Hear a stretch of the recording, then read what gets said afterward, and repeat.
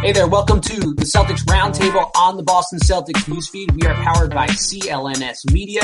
Matt Ignall here. Listeners, I feel like I've sort of lost my handle on this series, so I decided to reach out for some help. And because he did such a great job previewing the Bulls series, I wanted to bring back Real GM and Celtics blog writer Keith Smith to talk about this Wizards series, what to expect in Game 4, and really the rest of the series. So, looking at these first quarters, Keith, 38-24, 42-29, and then 39-17. Unpredictable had the Wizards had a 93.2% chance of winning Game 3 after that first quarter. Why are the Celtics just completely unable to stop the Wizards in the first quarter, in your opinion? Yeah, it's really surprising to see them come out so flat, and the defense is obviously a huge problem. They have really struggled on that end. They can't seem to get John Wall corralled in at all. He's doing whatever he wants, getting whatever looks he wants, setting up his guys for easy baskets. And that's a huge problem. And we've seen the Celtics all year. They've kind of been a little bit of a slow starting team. It seems like it takes them a little bit to get going.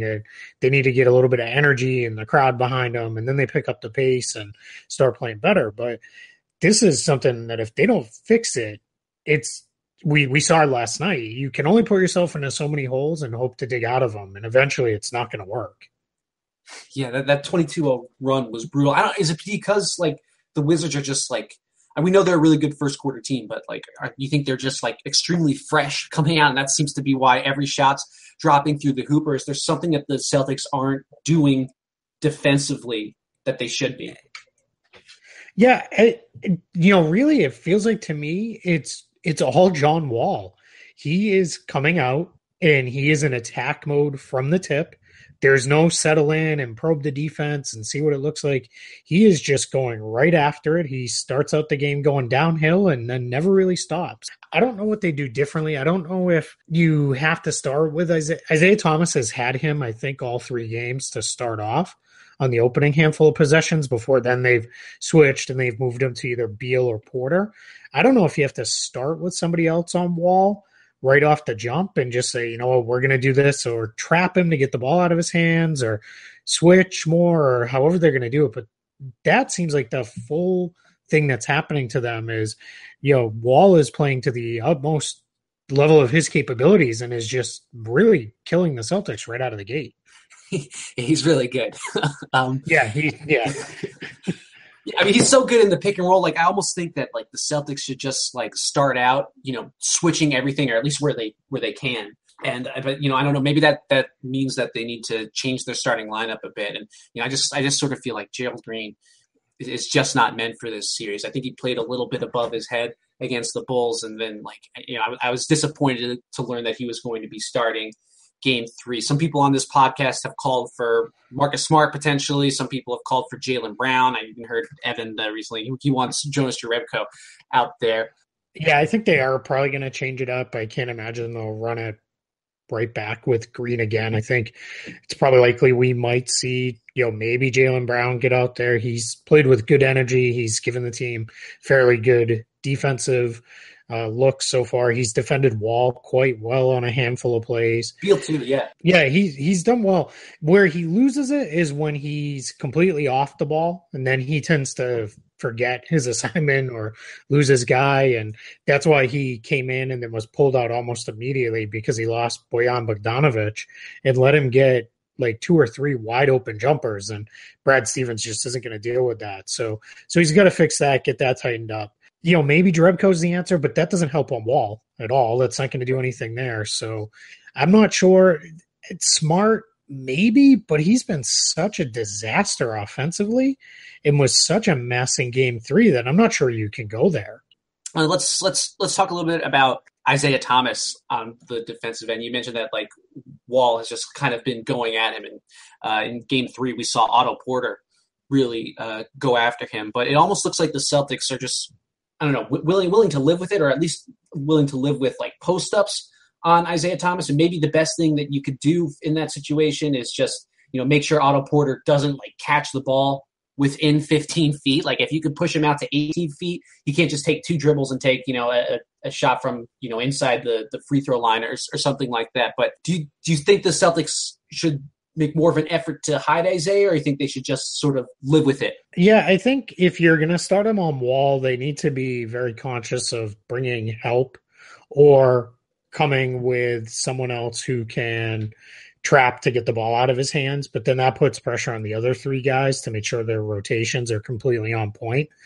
If you're going to put Isaiah on Porter or Beal, that's not the end of the world. And I think the post-ups are something Boston will live with to some degree, because we saw it in both games 1 and 2. When they put them into the post, neither Porter or Beal is overly comfortable in the post, and it takes Washington completely out of the rhythm of their offense. Now, Porter made it work in game 3. We saw it seemed like 4 times in a row or something like that he scored on IT inside. Beal is definitely not comfortable at all in the post, and he really struggles with that portion of the game. So I would probably look to, at this point, with the way Beal has been struggling, I'd look to put Thomas on Beal and then play with Bradley on Wall and let Jay Crowder, assuming if they were to stick with the Gerald Green lineup, then put Crowder or Green on Morris and Porter and just live with it and work it through that way. Yeah, I mean, we saw a couple, I think in the last 2 games, Isaiah has picked up, he's racked up fouls pretty quickly guarding John Wall. And that might be some of the reason why they struggled so much defensively. But, Definitely. All right, round 2 is here. And if you want to get tickets to Celtics playoff games, you got to be sure to download the SeatGeek ticketing app. Download the free SeatGeek app and enter the promo code CeltsNews today. Let's turn to the other side of the ball here. Do you think the Wiz found something defending the Celtics with Bradley Beal on Isaiah Thomas, or is that more of just like an outlier bad performance from Isaiah? And, we know he's got tons of stuff going on, none of it good. Is that just a one-off or what? I think it's a one-off. I think Isaiah has been through so much over the last couple of weeks. And then, in addition to everything that happened in his family life, having to go through 10 plus hours one day and then multiple hours the next of dental work. I've commented, I go in for anything beyond a standard cleaning and I want to take the rest of the week off of work. Someone did a study a couple years ago about teams in basketball off of long winning streaks, which the Celtics had won 6 in a row. Usually, any winning streak of 5 games or longer, the loss on the backside tends to be a blowout loss. Really? It's just that's interesting. It's because I think the idea is you're so kind of wiped out that then it turns into, we've put so much into winning, it's not going our way, and everything just goes completely south and turns into a mess. And that's what we saw in this game. They couldn't do anything right on either end of the floor. Yeah, but I think you got to give a lot of credit to the Wizards. They were really aggressive getting into passing lanes, and the Celtics helped them out a bit with a lot of sloppy turnovers. But they also did a good job holding the Celtics on some of their off-ball stuff. I thought they would get into foul trouble, and that might not be a great strategy, but it didn't happen. Zach Lowe, I think, noted that their switching was basically perfect, and that Gortat was just doing an awesome job defending the rim. I mean, clearly the Wizards came out with a certain amount of fire, as you probably expected them to, being down 2-0. John Wall, in particular, was great. He had again, his usual plethora of steals, which led to runouts for him, a couple of blocked shots. And on top of that, the Celtics didn't execute. So I guess my question is, do you think the Wizards are going to come out with the same fire in Game 4? And what do you think the Celtics can do, besides just executing better? Yeah, so there's a couple things with that. I had said before the game that if the Wizards were definitely going to get one at home, it was going to be that one. That was the game that they would get. They would win Game 3. It's desperation mode time for them. I think that they'll come out strong, but I think the Celtics, they probably subconsciously more than anything probably let up a little bit and took their foot off the gas and didn't come out with the mindset that they should have. And I think you'll see them come out and be much sharper on both ends. And then I think you will also see, in addition, the Wizards will play well, but I think it's going to more normalize back to what we saw in games 1 and 2, where we see 2 teams fairly equally matched. Yeah, but I still think on the whole the Wizards might have outplayed the Celtics for the series when you consider the types of comebacks the Celtics had to have in games 1 and 2. And game 2 had multiple unlikely comebacks, I think, and then the blowout in game 3. So I might argue that they outplayed the Celtics for the whole series, and to me, there's no question that they should be favored in game 4 based on the way they played. Go ahead. And I agree with that they definitely have outplayed them. I think the one thing that happens, though, is that you really have to watch is Washington's shooting to start all 3 games it's just not a sustainable level. They're coming out and shooting 60, 70, 80% for the first quarter. We're not going to see that happen. So what they need to do, I think, going forward is they need to be a little more conscious of really digging in defensively and making sure that the Wizards aren't getting wide open looks, because that's what's killing them in there. And then when they're defending them and making it a little tighter and they're contesting, then you start to see the Wizards shooting really level off. It really was only, I guess, until midway through the second quarter that I felt like the Celtics, we're getting deflections and we're stringing together multiple stops. It didn't really carry over for the whole game, but yeah, no, it's weird. I just wonder why the Celtics are just struggling to find their defensive footing, and maybe it's just the Wizards are hitting shots, but they're also seeming to get everything they want. But that's something that we cover. That's just John Wall's brilliance at work. Yep. Yeah, there's not much to be said about it other than that, really. So you don't sound too panicked here. What else do you think they might have to do to wrest control for the series? I'd like to see them play through Al Horford early in games a little bit more. Make sure he's involved and he's getting touches, whether that be in the post or out top where he's kind of running the offense. I'd like to see them, if they're going to defend Isaiah Thomas with John Wall, they make Wall navigate through a series of screens, make him really have to work on the defensive end. I think when you have IT just handle the ball and bring it up and they just kind of lock in that way, it's not that IT's ever an easy cover, but it becomes easier for Wall because he's just able to focus on him and do his thing defensively. In game 3 a little bit, that we saw Bradley Beal guarding Isaiah Thomas a lot. Yeah, we did definitely see some of that. And when they do that, I almost think of it, you attack it 2 different ways. When Wall is covering Isaiah Thomas, you want to run Isaiah off the ball. When it's Beal or really anybody else who's not Wall, then I think that's when you can put the ball in Isaiah's hands. I think Wall's the only guy on that team who has any chance of staying with him off the dribble and making sure that he can kind of keep him under control.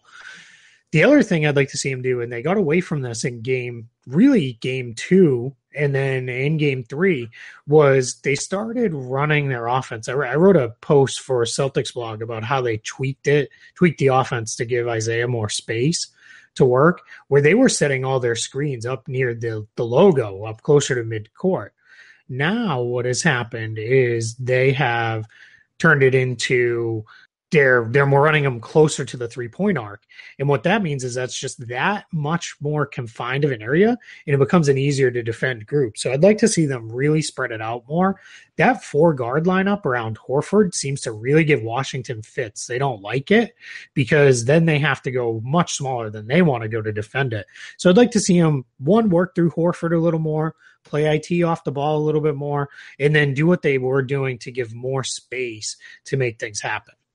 Yeah, that makes a lot of sense. Well, once again, you've been able to answer every question I've thrown at you. Do you have any bold predictions for Game 4 here? Yeah, I picked before the series, I picked Celtics in 7, and I don't really see any reason to move off that. I think it'll be a much closer game. I think with 2 days off, you're going to see both teams kind of get things fixed and work it. I will say if the Celtics win Game 4, I think it'll end in 5. I think they'll come back home and finish it off. But if Washington wins, I think we're going to see this one go 7, and then it'll just be the better team will win in 7. But I do think the Celtics will be closer, but I'm not ready to say that they're certainly going to win. Still waiting to see what happens with Kelly Oubre, if he's going to be out. I'm expecting he's going to get at least a 1-game suspension, and we'll see what happens. All right, great. Well, thanks a ton for coming on. We really love having you here. Do you have anything you want to plug? For Celtics blog, we're just doing obviously like you can expect a lot of coverage of the playoffs and the playoff series, and still trying to hit on some news here and there where we can, as far as the draft goes, a little bit of prep on those types of things, and getting ready for what should be a really fun off season as well. Not that we want this season to end anytime soon, but just prepping for that. And then over at Real GM right now, I'm working on a series of off season previews. We're gonna have one for all 30 teams, and we're about 7 or so into that series right now. The Sacramento Kings went up a couple days ago, so please check that out and take a look. So we go in order of elimination from the playoffs. So hopefully it's a good long time before we have to write that Celtics one. Yeah, well, it's still exciting times for the Celtics no matter what happens. All right, that'll do it here at Celtics Roundtable. Follow us on Twitter at CLNS Roundtable. Please subscribe, rate, and review the Boston Celtics news feed on iTunes. We'll be back after Game 4, and we're all looking forward to it. So thanks for tuning in. We'll see you next time.